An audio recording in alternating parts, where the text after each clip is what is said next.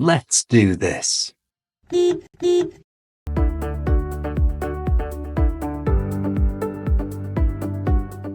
Hi everyone, welcome to the Tea and Chat podcast, where we help people around the world improve their English and learn a bit about life here in the UK. This is a live conversation, so you'll hear some ums and ers and maybe a few sentences that aren't perfectly grammatically correct. But that's how native speakers talk in real life. So it's great for picking up, which means to learn, natural English. You can download a free guide to the vocabulary used today from the link in the description. However, if you're a member of our community, it's already in your inbox. I'm Steve, your host, and as usual, I'm joined by Kerry. Hello. And we've got James with us today. How's tricks, James? I can't grumble, Steve. Right, today's topic is something that often leaves English learners scratching their heads. Accents. Let's kick off with you, Kerry. You've got a bit of an accent yourself, haven't you? I do. I was born in Northern Ireland, but came to live in England when I was a little girl, but I still have a slight trace of it. I think the way you speak is charming, but to be honest, I struggle to understand a strong Northern Irish accent. Me too. In fact, I've got a recording of a Northern Irish accent so the listeners can hear what we mean. I think a lot of people would say yes to United Ireland, but when it actually came down to the actual terms of what the changes would be up here, I think a lot of people would realise and be like obviously if the healthcare and stuff, it wasn't free anymore, I think a lot of people would be like, That sounds exactly the same as my dad. And does he have trouble being understood when he has everyday conversations? Only when he visits me in England. When he's at home, everyone speaks the same way, so it's no problem. I suspect, James, that you probably have the least problem being understood. That's true because of the way I was brought up. I have a middle-of-the-road accent. Would you say it's received pronunciation? No, not really. RP is really old-fashioned these days.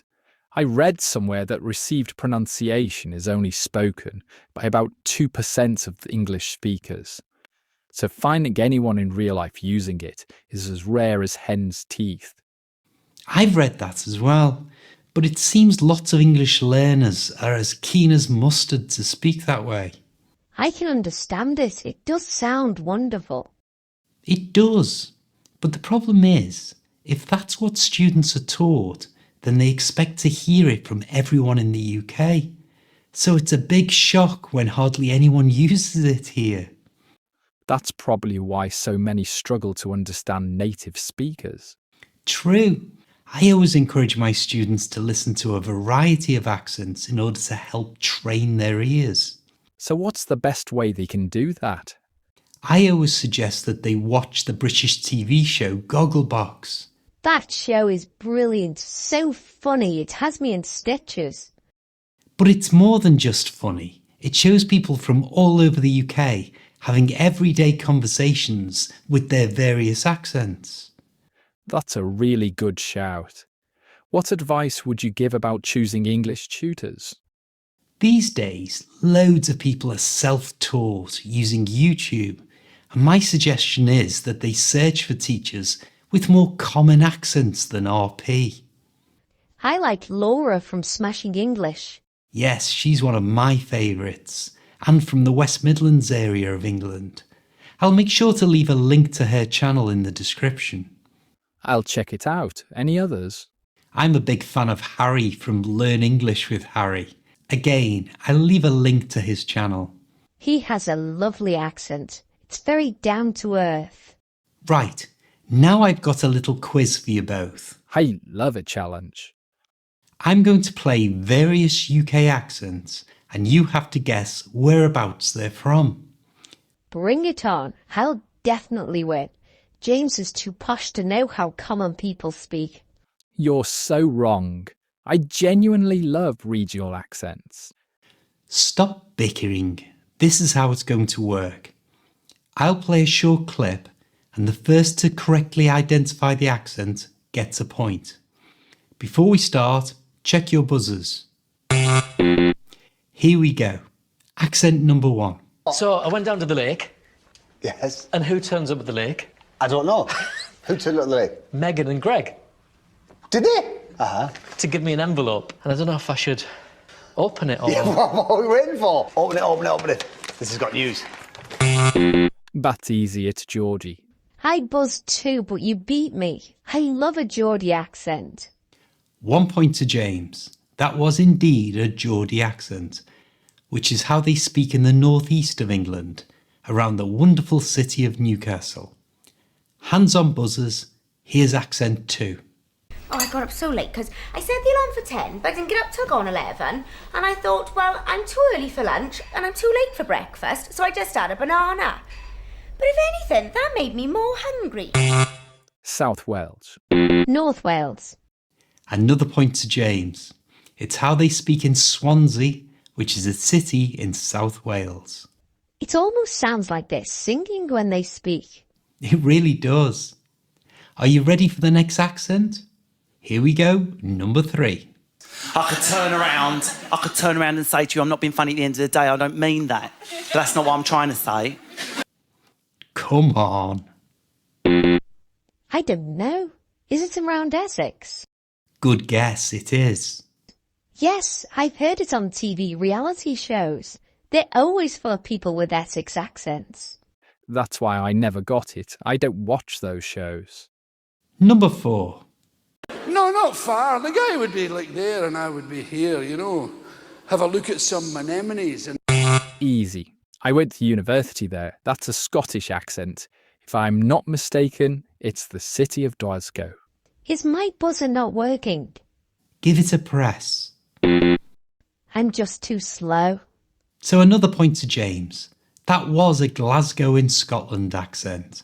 I think it's one of the most difficult even for a native English speaker to fully understand. But this next one is a doddle.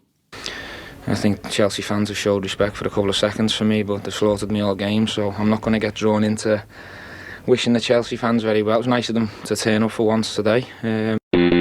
Ha! It's Scouse like yours. Well, you are right, it is a Scouse accent, which means it's from Liverpool like me. But that is a lot stronger than mine. In fact, it's a famous footballer called Stevie Gerrard. When I hear him and then listen to you speak, it's difficult to believe you're from the same city. I can make my accent a little stronger like this. Are you alright, laugh? Fancy going for a bevy like? That's such fun, but I can barely make out what you're saying when you speak like that. It really is just practice training your ears like I mentioned before. Are you ready for our last accent? We certainly are. Okay, here's the last accent. And he said to me one day, would you like to go to Exeter to do some shopping? Cause I said to father, that would be a treat. I said, I haven't been up Exeter for years. I've been there on holiday. It's the West Country, either Devon or Dorset.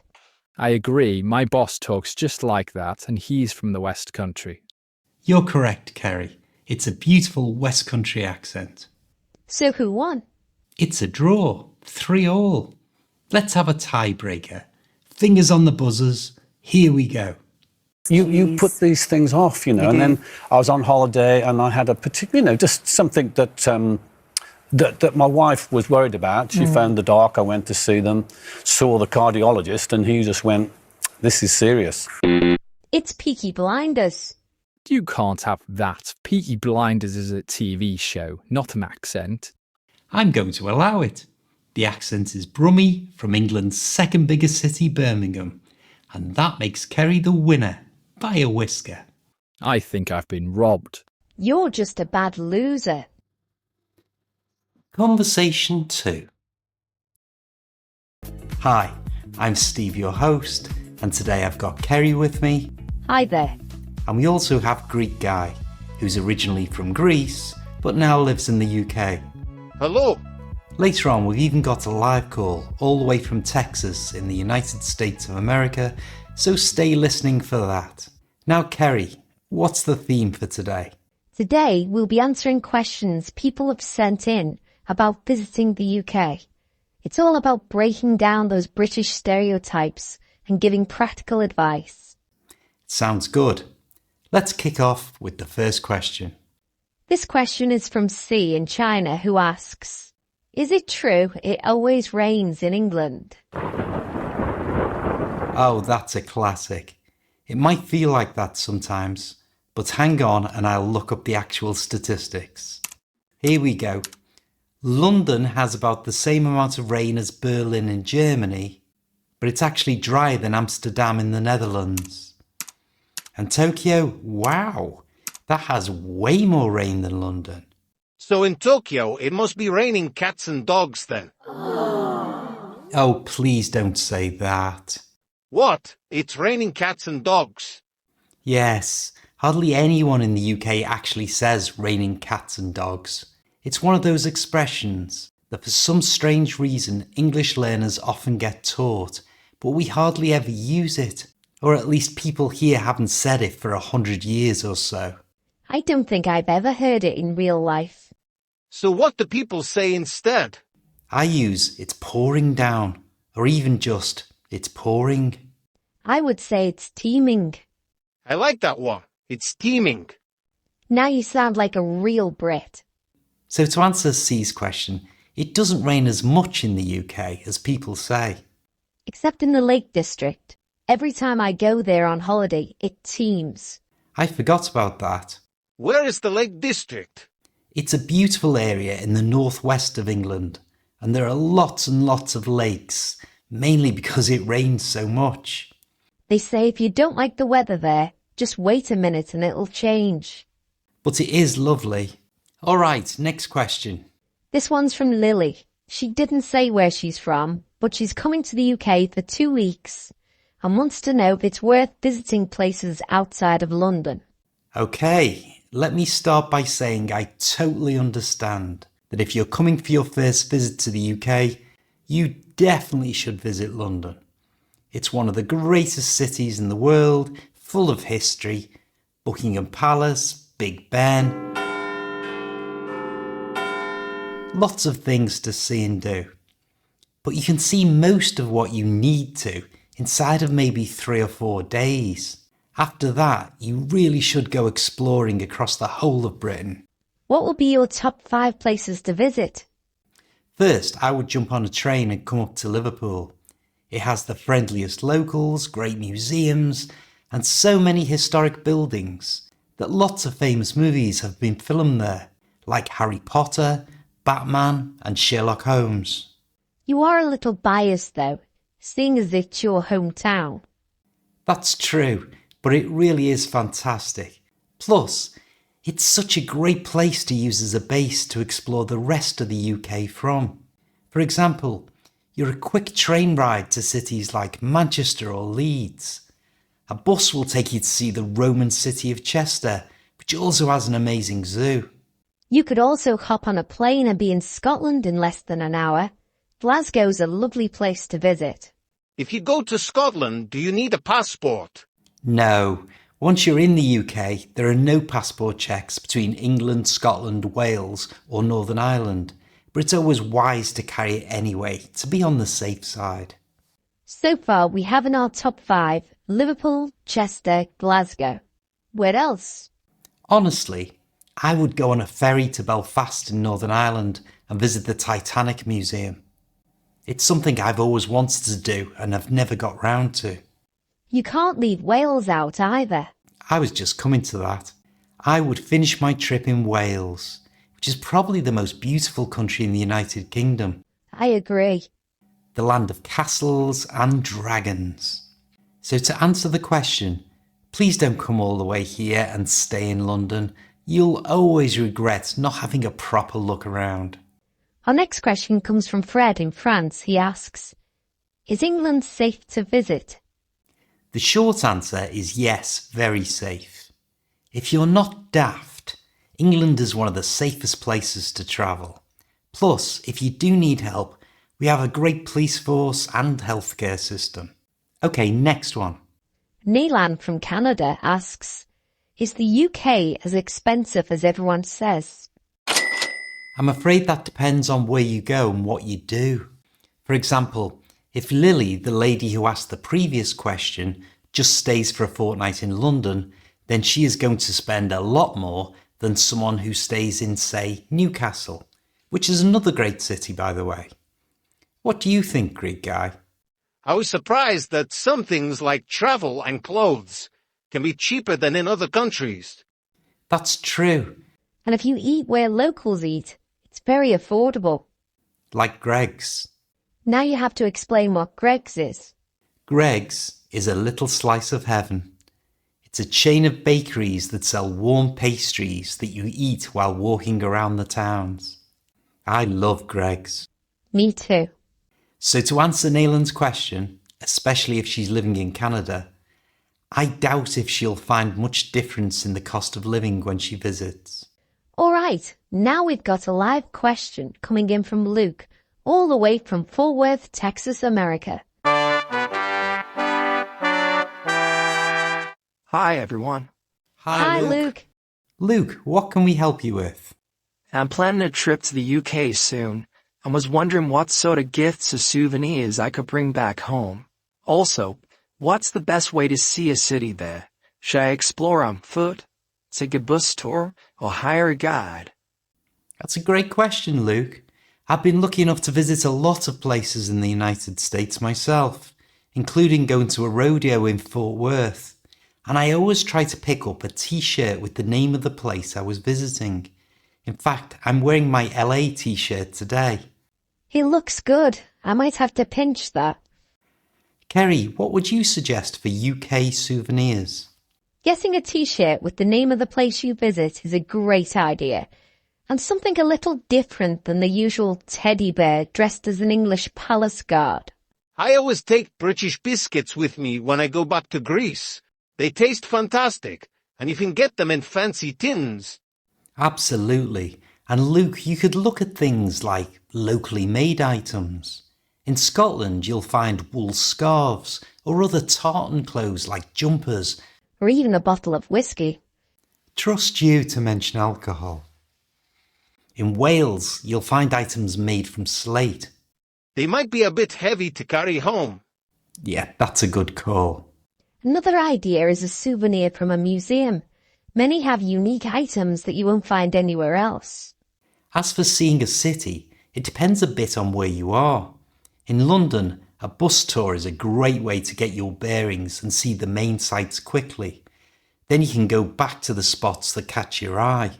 For smaller cities, I'd recommend walking tours. Places like York or Edinburgh have fantastic guided walks that really bring the history to life. Spot on. Walking around lets you experience things up close, and it's worth checking online to see what's available before you arrive. It may be cheaper to book that way as well.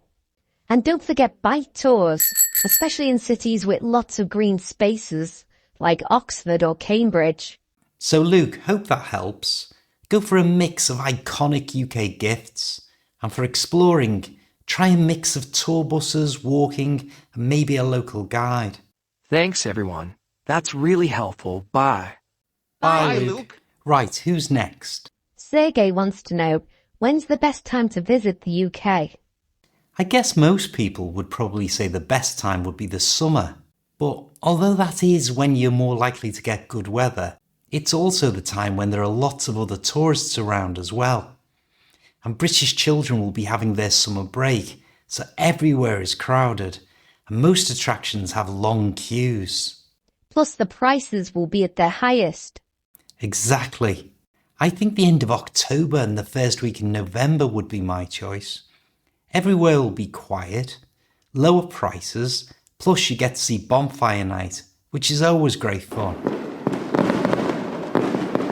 I never thought of that, but you're right. The 5th of November in Britain would be a great memory to have.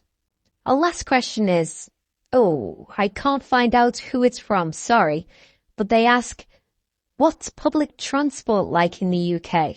Do you need to hire a car? That's a great question. And as most people visit London, let's start there. And public transport is really good. My top tip is to buy an Oyster card, which lets you travel around by buses, trains and boats for a very reasonable price.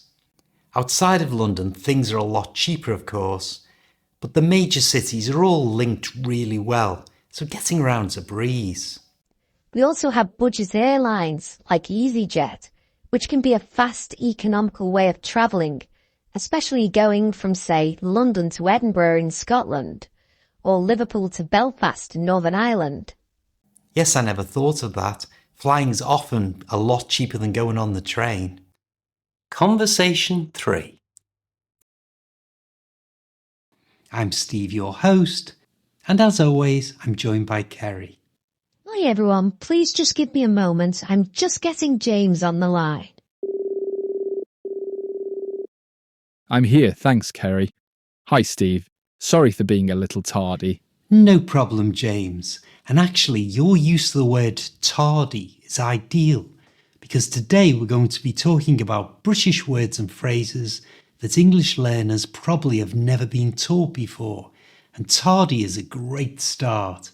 Can you explain what it means, please? Of course. Tardy is another way of saying late. For example, a teacher might shout at a student for being tardy, handing their homework in. We're off to a good start, but I'm going to say a phrase I heard this morning. All of a doodah. That's brilliant. Who said it and why? It was my mum, and she'd just been told that her hospital appointment had been changed from next week to today. So explain to our listeners what all of a doodah means. That sounds really fun to say. All of a doodah. It means to be in a panic or excited. She used it because she thought she had nothing to do today, and now she has to go to hospital. I've got one I heard the other day while I was earwigging on the bus. Earwigging? Yes, that's the word, earwigging. It means to listen to other people's conversations. I hate it when people do that. It's so rude. You earwig all the time. I do not. Anyway, James, give us a posh word. Sure. What about a tepidophobia? I like to think I'm good at words, but that stumped me, meaning I don't know what it means. I've never heard of tepidophobia. It's obviously a fear of something because of the phobia at the end, but you're going to have to tell us what it means. It's the fear of badly made tea. Get lost. That's not a real word. You're making it up. I swear I'm not. Tepidophobia is the fear of badly made tea. I sort of understand when you'd use it. Sometimes when I go to someone's house and they offer me a cup of tea, I worry that it will not be well made, but I'll have to drink it in order to be polite. But I never realised there was a proper word for it. Tepidophobia. Tepidophobia. I like it. James, Steve is over the moon that you told him, Matt. I see what you did there. Over the moon, meaning to be extremely happy. Yes, that's a great phrase. You often hear footballers who've won a match say that they are over the moon. Or when they lose, they're as sick as a parrot. Of course, sick as a parrot, to be really disappointed. I was sick as a parrot when I lost my wallet. I never use sick as a parrot. If I'm disappointed, I always say that I'm gutted. Me too. I was gutted when I crashed my motorbike. I remember that. You slipped on the ice. Yes, the roads were frozen because it was brass monkeys, which is another British expression meaning very cold. I never really understood that one. What have brass monkeys got to do with being cold? I'm not sure if it's true, but I was told that it has nothing to do with real monkeys, the animals, but a device for holding cannonballs on old fighting ships that were made out of the metal brass, and they were called monkeys. I always thought it was to do with monkeys, like in a zoo, getting cold.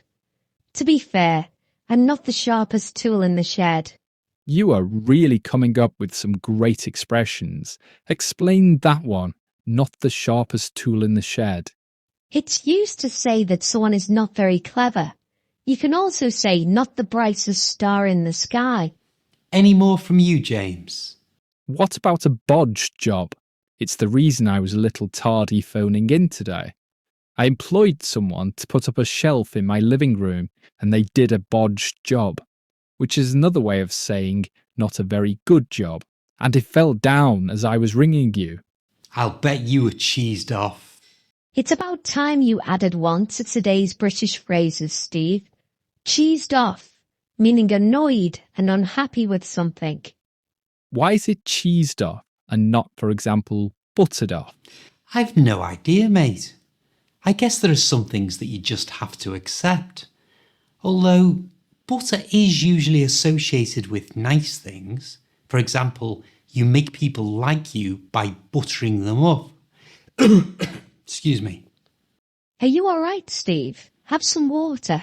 Thanks. I'm still recovering from having the lurgy last week. I use that word all the time, the lurgy, meaning a minor illness, like a cold or a cough. I sometimes ring into work and pretend to have the lurgy, when really I just want to skive. Explain skive. It just means to avoid doing any work, to skive. I hope you've never done it to me. Never. I love being here. It's fan-dabby-dozy, which is another way of saying it's really good or even fantastic. Didn't that come from a children's programme? I believe it did. You don't hear it much anymore, but it always gets a smile when it's used. Fan-dabby-dozy. Did you fix your shelf, or was it too much faff? It only took a few minutes, so it wasn't too much trouble, or as you said, faff. And it's all hunky-dory now, or as you would say, fan-dabby-dozy. Now you're taking the mickey. And taking the mickey means to tease or make fun of someone. Some people take the mickey out of me because my hair is so grey. You're like a silver fox or a handsome older man. Thanks, Chuck. And on that note, I think we'll call it a day, which is another way of saying we'll bring things to a close. Conversation 4. I'm Steve, your host, and as usual, I'm joined by Kerry. Hello, everyone. And on the phone we have James. Hang on a moment, he's just ringing in now. James? Hi, Kerry. Hi, James. We've just started, so you're live now. Hi, Steve. Hi, everyone. Today, I thought we'd play a game called Never Have I Ever. Sounds good. How do we play? We each have to say something that we've never done that might surprise the others. And you have to start by saying, Never have I ever. Got it. I'll start. Never have I ever been on a motorbike. Really? No, never. My mum was totally against them, and so my parents gave me their old car when I was 17, so I never had the chance. Have you never ever been on the back of one as a pillion passenger? No, to be honest, none of my friends have motorbikes either, so never have I ever so much as sat on a motorcycle. How about you two? I have a full motorcycle licence. I didn't know that. It's a funny story, really. When I was a teenager, I was always jealous of my older brother's leather jacket. And I was in town one day and saw an identical one in a motorcycle shop. So I popped in to buy it, and the salesman talked me into buying a small Honda 125 motorbike. No way. That must have been an amazing salesman. He was, and he was really fit. Oh, I might have known. Anyway, I took lessons and used it to commute to work. But I've known you for years, and I know you don't ride one now. I had a bad crash and wrote it off. After that, my dad wouldn't let me have another one. That was probably for the best. Okay, Steve, your turn. Never have I ever been drunk. Come off it. Never? Never. I do sometimes drink, but I've never gotten drunk. That's hard to believe. But now I come to think of it, I haven't ever seen you drunk or even tipsy. No, I haven't either. But I've seen you legless, Kerry. Or maybe Squiffy at a party or two. But let's change the subject. It's my turn. Never have I ever flown first class. Nor me. I would have bet good money that you would have. No, it's just too expensive, so I've never done it. What about you, Steve? Don't hate me, but yes, I've flown first class a few times. I knew you were a secret millionaire. Don't get me wrong, I've never paid. The first time was on a trip to America and the plane had been overbooked, so they upgraded me to first class. I was made up, and the other times, well, they were for work. Is it as good as it seems? Better. Well, except for the toilets. I thought they would be something special, but really, they're just the same as the ones in economy. We're back to you, James. Okay. Never have I ever pulled at a nightclub. I think you should explain what pulling is in this context. Sure. Pulling is an everyday British term meaning successfully attracting someone when you're out black at a nightclub. So when I say never have I ever pulled at a nightclub, I mean I'd never managed to charm or flirt with someone successfully in that type of place. But were you trying to pull? I'm totally donkeys years ago when I was young, free and single, so of course I was. Maybe it was because you're so ugly. Oh, don't say that. He's lovely. My turn. Never have I ever been robbed. So just to explain, to be robbed is to have something stolen from you, and the person doing it uses violence. I'm glad to say I've never been robbed either. But I'm always careful when I'm out and about. It's better to be safe than sorry. You hear such terrible stories. I actually had a near miss once. I was on a busy train station in London and someone tried to snatch my bag, but I managed to hold on. It wasn't a full robbery, so I guess I can still say, never have I ever been robbed. All right, next up. Never have I ever run a marathon. I'm not a runner at all. I struggle just having a brisk walk around the park. Funny you should say that, because I actually did run a marathon once when I was in my 30s for a charity event. It was grueling, but an amazing experience overall. I've done a half marathon before, but a full marathon is still on my bucket list. Okay, James, surprise us. All right, I think this might surprise you. Never have I ever skied. I've never been skiing. You're right, that is a shock. I thought skiing was what all posh people do. Well, it does cost an arm and a leg, and all of my friends seem to love it, but I've just never felt the urge to throw myself down a hill with a pair of planks strapped to my feet. I did it once. I went to Scotland with the school for a week, and it was really good. But the cost and the cold put me off ever trying again. I once dated a guy who invited me to go skiing with him. I got all excited, but it turned out he meant one of those dry ski slopes they have just outside Manchester. I can imagine your disappointment. I thought he was taking me to the Swiss Alps. I even went and bought all of the gear. I take it the relationship didn't last long after that. I've had a pimple that lasted longer. Come to think of it, he had those as well. Yuck. Thanks for sharing. Okay, try this one. Never have I ever sang karaoke. I go out all the time with my friends, and they are always trying to get me up and sing, but I've always chickened out. Well, singing in public's nothing new to me. I used to busk to pay for college, but karaoke is not my thing. However, I can tell you a funny story about it. We're all ears. I was once in a bar that was owned by a friend, and he was holding a karaoke night. Halfway through, he came up to me and said that as he couldn't sing to save his life, would I hide under the table with a microphone and sing while he lip-synced and pretended it was him? That's hilarious. Did it work? Did the crowd know it wasn't him? As ridiculous as it sounds, it worked a treat. He even got a standing ovation. I've tried karaoke a few times, but I always try to follow someone who isn't very good so that I sound better. Good tip, but I simply can't do it. I just stand there quaking in my boots.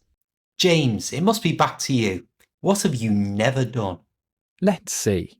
Never have I ever gone bungee jumping. Ooh, that doesn't surprise me. I wouldn't have thought many people have. To be honest, it scares me to death just watching other people do it. No, not for me either. I think it's one of those activities that I'll leave for those who are far braver than me. Too true. I've just thought of another thing I've never done. Never have I ever worn wellies. Wellies? As in Wellington boots? Yes. Never owned a pair, never worn a pair. How was that even possible? I couldn't survive without my wellies. But you live in the country. You probably wear them every day. Not every day, but my whole family's wellies are just inside the door to the house. We'd be lost without them. Let me guess, James. Are your wellies green by any chance? Of course. Do they come in any other colour? Only for poor people, James. Only for poor people. Well, on that note, I think we'll bring it to an end. Conversation 5. I'm your host, Steve, and today's topic is Christmas. Whether you celebrate it or not, Christmas is a huge holiday here in the UK and also in lots of other countries across the world. Today, we'll be sharing our personal stories, the good and the not so good. And joining me on the phone, as always, is Kerry. Hi everyone. I love talking about Christmas. It's my favourite time of the year. Great, but before we get into it, can I just remind everyone that this is being recorded live. So we're going to be using some natural British English, including lots of things that you won't learn in a textbook. There's a free guide to help you understand all of that, and I've already sent it to your inbox. But if you're new here, just click the link in the description to get your totally free copy. So Kerry, let me start with a simple question. What does Christmas mean to you? Well, for me, Christmas is really about family time. It's one of the few times of the year when everyone gets together. My parents, my siblings, my cousins. We eat way too much food. We laugh. Sometimes we argue a little bit. But it's special. Oh, and I'm on holiday from work, of course. Really? Because I've met your family and they're a nightmare. That's a bit harsh. You know I'm only joking. I do. Will you be popping around on Boxing Day like normal? Definitely. I wouldn't miss your mum's leftover turkey curry. It's become a tradition. Well, she has to do something with it. We end up eating turkey for days. I think every family in England does. To be honest, I'm really not that keen on it. Nor me, but well, it's traditional, isn't it? Turkey and all the trimmings and eating until you're stuffed to the gills. Do you remember when your mum couldn't fit that ginormous bird she bought in the oven? It was a disaster. She had to get up at 5 o'clock in the morning and start cooking it with the oven door left open because it wouldn't fit. Speaking of Christmas dinner catastrophes, I've got one from when I was just 21 years old. Go on, I'm all ears. I was living on my own and had just bought my first house, so I was broke. And I decided to open a tin of stew for my Christmas dinner. That sounds disgusting. Stew in a tin. I really like it, but the problem was I didn't really know how to cook it. So I put it in a bowl and stuck it under the grill. What did you have with it? Well, while it was cooking, I decided to make some mash. So you boiled some potatoes. I'm impressed. No, of course not. I was an idiot 21-year-old bloke, so I used instant mash. No spuds involved. I've never heard of instant mash. What is it? It comes in a packet. It's like a powder. And you just add boiling water and Bob's your uncle. You get mash. And what does it taste like? Well, it does taste a little like mashed potatoes, but the texture is like something you could fix a wall with. Sounds lovely. Anyway, by the time I made the mash and put it on a plate, I figured the stew would be done. So I went over to the grill, reached under and grabbed the bowl with both hands.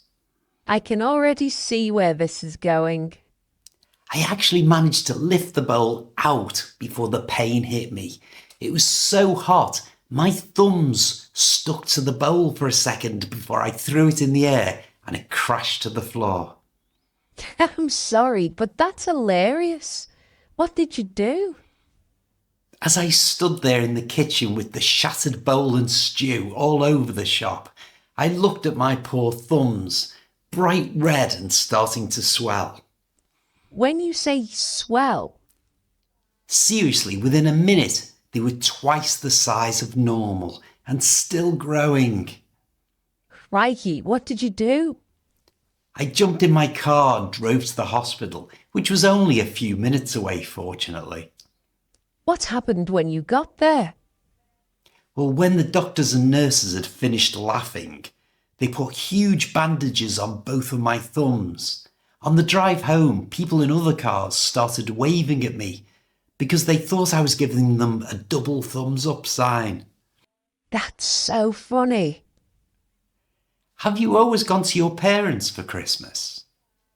Yes. Oh, wait, hang on. I went with my first boyfriend to visit some of his relatives in Scotland once. How was that?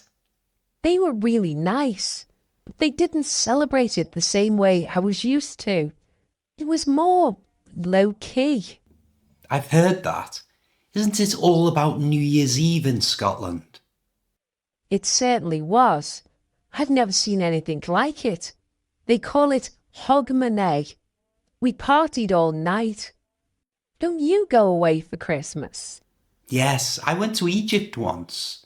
On Christmas morning, I went in a hot air balloon, flying over the desert just as the sun was coming up. That sounds magical. It was. It's something I'll never forget. Not like New York in America.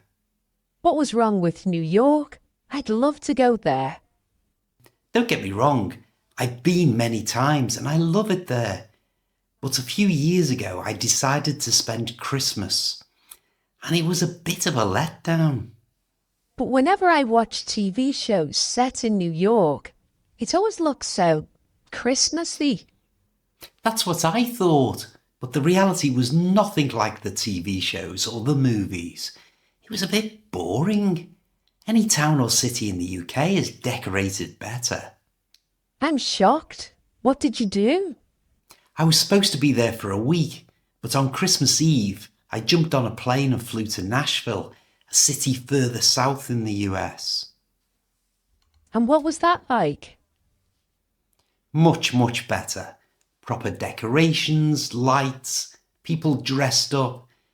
It was what I thought New York would be like. Let's talk about presents now, Steve. What's the best present you've ever received for Christmas? The best? When I was about 12, my dad bought me a guitar. Looking back, it was really cheap and cheerful. But I was over the moon with it. I spent every minute learning to play. That's more than just a gift. Exactly. What about you? Your best ever present? For me, it was a record player. I was only little, and when I unwrapped it, I was made up. But then I realised I didn't have any records to play on it. There must be more to this story. Otherwise, it's just sad. Oh, there is. My dad went over to his collection and picked out 3 records for me. They were really old ones from the 1960s, but I listened to them over and over in my room. I think I nearly wore them out. So that's why you like old songs? Yes, those 3 records were a big influence on my musical taste. Now what about worst presents? Come on, everyone's received something terrible. Okay. I'd been complaining to my boyfriend about my iron being on the blink. Don't tell me. He bought you an iron for Christmas. Yes, he wrapped it up all nice and put it under the tray. I'd been picking it up and shaking it, trying to guess what it was. And then when I finally opened it, well, let's just say he wasn't my boyfriend for very long after that. What about you? Worst gift? I don't mean to sound ungrateful, but getting clothes as a present isn't my cup of tea. I love getting clothes. Not me. I hate having to pretend that I love whatever it is, but secretly I know it's going into my wardrobe for a while before I give it to a charity shop. To be fair, you could do with updating the way you dress. Don't even think about getting me clothes for Crimbo. I've already bought your present. You're going to love it. You're so hard to buy for. Really? I think I'm easy. The problem is, if you want something, you just go out and buy it. So I had to think of something you wouldn't get for yourself. I'm intrigued. I'll give you a clue. It's an experience, not an actual thing. I can't wait. I can't wait to see your face. Kerry, all too soon, our time is up. Thank you so much for sharing your stories today. It's been brilliant. Thank you for having me. This was fun. And thank you to everyone who's been listening. Conversation 6. I'm Steve, your host, and today, as always, I've got my sidekick with me. How are you today, Kerry? I'm good, thanks, Steve. Though if I'm honest, I'm still recovering from overeating at Christmas. I feel like I've eaten my body weight in mince pies. It is the season for it, isn't it? I swear December is just one long session of eating things that are bad for you. That's true, and you also eat things you wouldn't dream of having on your plate at any other time of the year, like cranberry sauce. I hate it, but come to think of it, I only ever eat turkey at Christmas. To be fair, I'm not really keen on it. I have some students from Japan, and I think they have the right idea. Japan? Why? What do they have for Christmas dinner? You'll find this hard to believe, but they took into KFC. KFC? Kentucky Fried Chicken for Christmas dinner? You're having me on. It's true. When my friend Lee, who's from Yokohama, first mentioned it, I thought she was pulling my leg. But I went online and apparently it's really popular to have KFC for Christmas dinner. I'm gobsmacked, but you're right. That does sound better than turkey and yucky cranberry sauce. How did you do in the gift department this year? Any surprises or just the usual socks and smellies? Actually, I did rather well. Most of my friends and family did give the usual gifts, but my brother bought me a fabulous new guitar strap. It's even got my name on it. I was made up. What about you? Did you get anything special? I asked everyone to give me money this year, and I put it towards a trip I'm taking in the spring to see my friend Anna in Italy. Oh, I love Anna. I'm really jealous. Yeah, she's great, and she's such a great cook. I wonder what she had for Christmas dinner. Anna, if you're listening over in Italy, let us know what you had for Christmas dinner. So what are your plans for New Year's Eve? Are you going to a party or keeping it low-key? Yes, a few of us are getting together at a friend's house for a sophisticated evening of fine wine and conversation. Really? That doesn't sound like you. Okay, the truth is someone's bound to bring a karaoke machine and it will probably get very messy. That sounds more like it. But you'll probably regret it in the morning. You're probably right. What about you? Where are you off to see the new year in? I've got a few irons in the fire, though nothing set in stone. I might just have a quiet night in, curled up on the sofa, listening to the chimes of Big Ben and watching the fireworks on TV. You're such a young fogey. I love that expression, young fogey. And you're absolutely correct, I am. I'm proud of it. Have you made any resolutions yet? Or are you steering clear this year? I'm in two minds about it. I always feel like I should make resolutions, but I know myself too well. Last year I said I'd start running, but my trainers are still in the box. What about you? I'm considering a few, but I'm not telling anyone. I don't want the pressure of people asking in March, "How's your resolution going?" when I've already given up. Very sensible. And speaking of resolutions, we've got James calling in a moment.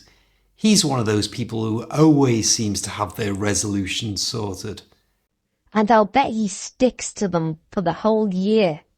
Oh, before we hear from James, we've just had an email in from Anna in Italy, who says that she had tortellini for Christmas dinner, followed by panettone. Oh, that sounds fantastic. Better than turkey. Right, should we get James on the line? Let's see what he's planning for New Year's, and if he's got any resolutions worth pinching.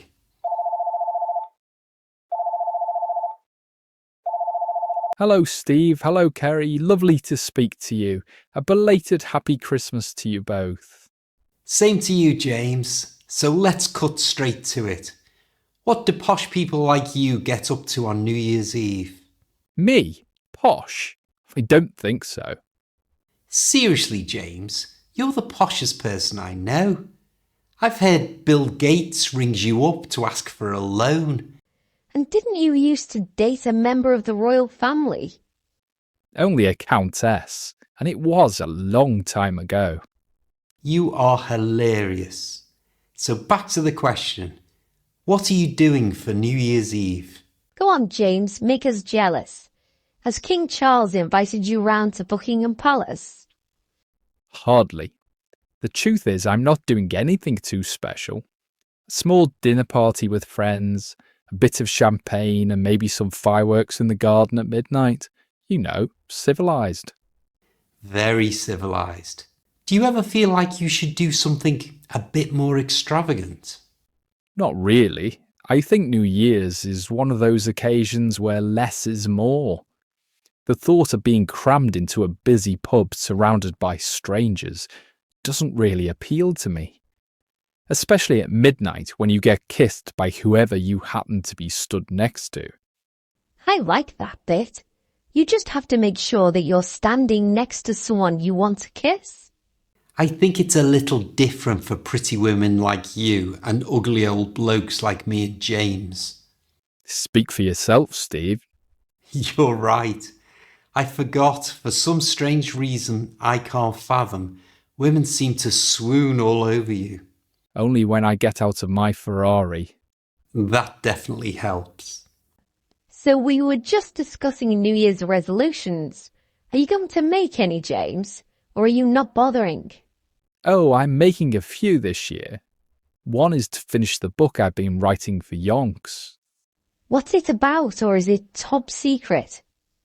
It's about the social structure of medieval England. And just a little light reading then? No, I'm pulling your leg, Kerry. It's a history of Brighton Football Club. Well, send me a copy when you've finished, and I'll read it when I can't get to sleep. You cheeky bugger. You know I'm only kidding. What about past resolutions? Any success stories? Or have you had your fair share of flops? But I did once resolve to eat healthier. It worked for a while. But then someone introduced me to sticky toffee pudding. And that was the end of that. Can't blame you. Sticky toffee pudding is basically happiness on a plate. Exactly, though I've had some successes. A few years ago, I promised I'd take up photography, and now it's one of my favourite hobbies.